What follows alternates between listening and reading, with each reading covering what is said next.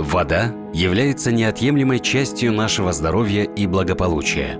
Например, только человеческое тело на 60% состоит из воды. Согласно открытым данным Национального статистического комитета Кыргызской Республики, более 300 тысяч кыргызстанцев не имеют доступа к безопасным источникам питьевой воды, используя воду из реков, рек, каналов. В Кыргызстане доступ к чистой воде является одной из важнейших социально-экономических проблем.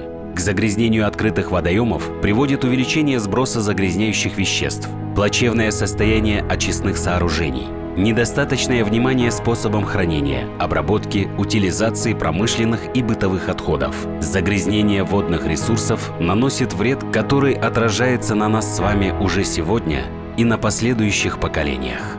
Все, что касается продовольственной безопасности, экономической безопасности, энергетической безопасности, в конечном счете упирается в понятие национальной безопасности. Но в основе всех этих безопасностей стоит вода. Для каждого поколения важно понимать, что бережное отношение к воде и водным ресурсам сегодня – это необходимость.